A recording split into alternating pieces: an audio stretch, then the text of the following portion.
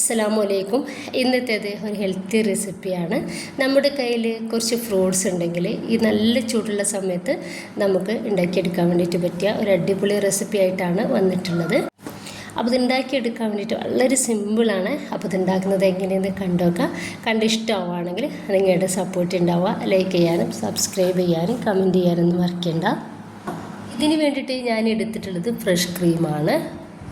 2 minute പോലും വേണ്ട നമുക്കിതൊന്ന് റെഡിയാക്കി എടുക്കാൻ വേണ്ടിയിട്ട്. ഫ്രഷ് ക്രീം നന്നായിട്ടൊന്ന് കുലുക്കി കൊടുത്തിട്ട് നമുക്കിത് ഈ ഒരു പാത്രത്തിലേക്ക് ഒഴിച്ചു കൊടുക്കാം.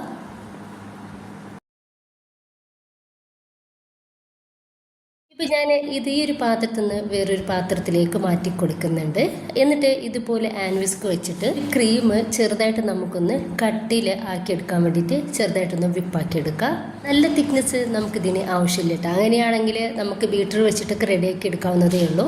ഒന്ന് ചെറുതായിട്ട് കട്ടിയായിട്ട് ടൈമിൽ ഞാൻ ഒരു 3 ടേബിൾ സ്പൂൺ പഞ്ചസാര അതൊന്ന് ഇതിലേക്ക് ചേർക്കുന്നുണ്ട്. വളരെ കുറച്ച് പഞ്ചസാരയാണ് നമ്മൾ ചേർക്കുന്നത്. നിങ്ങൾക്ക് ഈ ഒരു സമയത്ത് ഈ ഒരു പഞ്ചസാര ആവശ്യമില്ലെങ്കിൽ ഒഴിവാക്കാവുന്നതാണ്. കുട്ടികൾക്കൊക്കെ കൊടുക്കുന്ന സമയത്ത് എന്തായാലും കുറച്ച് മധുരം വേണ്ടി വരും. ഇതിപ്പോൾ ഒന്നും കൂടി നന്നായിട്ട് ഞാൻ ഇതുപോലെ ഒന്ന് ബീറ്റ് ചെയ്യുന്നുണ്ട്. ഒരു പഞ്ചസാര നമുക്കൊരു ക്രീമിൽ റെഡിയായിട്ട് കിട്ടാൻ വേണ്ടിയിട്ടാണ്. ഇപ്പോൾ ഇത്രയും മതി. ഒന്നും കൂടി തിക്കായിട്ട് നമ്മുടെ ഒരു ക്രീം വന്നിട്ടുണ്ട്. ഒരു പഞ്ചസാരയും റെഡിയായിട്ട് കിട്ടിയിട്ടുണ്ട്. ഈ സമയത്ത് നമുക്ക് ഇഷ്ടമുള്ള ഫ്രൂട്ട്സുകൾ ഇതിലേക്ക് ചേർക്കാം. ഞാൻ കുറച്ച് ആപ്പിൾ എടുത്തിട്ടുണ്ട്, ചെറുതായിട്ട് കട്ടാക്കിയതാണ്. കുറച്ച് കറുത്ത മുന്തിരിയും പച്ചമുന്തിരി എടുത്തിട്ടുണ്ട്. അപ്പോൾ പച്ചമുന്തിരി വല്ലാണ്ട് ഇഷ്ടമില്ലാത്തതുകൊണ്ട് അത് വളരെ കുറച്ച് എടുത്തിട്ടുള്ളൂ. ഇനി കുറച്ച് അനാർ എടുത്തിട്ടുണ്ട്, അതുകൊണ്ട് ഇതിലേക്ക് ചേർക്കാം. നേന്ത്രപ്പഴത്തിൻ്റെ ഒരു പകുതി എടുത്തിട്ടുണ്ട്, അതുകൊണ്ട് ഇതിലേക്ക് ചേർക്കുന്നുണ്ട്. എൻ്റെ കയ്യിലുള്ള ആ ഒരു നേന്ത്രപ്പഴം നന്നായിട്ട് പഴുത്തിട്ടുണ്ടായിരുന്നു. ഇനിയിപ്പോൾ ഇതെല്ലാം കൂടി നമുക്കൊന്ന് മിക്സ് ആക്കി കൊടുക്കാം. പുളിയില്ലാത്ത എല്ലാ ഫ്രൂട്ട്സും നമുക്കിതിലേക്ക് എടുക്കാവുന്നതാണ്. ഇനിയിപ്പോൾ നമുക്ക് ഇതുപോലുള്ള പാത്രത്തിലേക്കോ ഗ്ലാസ്സുകളിലേക്കോ ഒന്ന് സെർവ് ചെയ്യാവുന്നതാണ്. ഭയങ്കര ടേസ്റ്റാണ്, നല്ല ഹെൽത്തിയാണ്.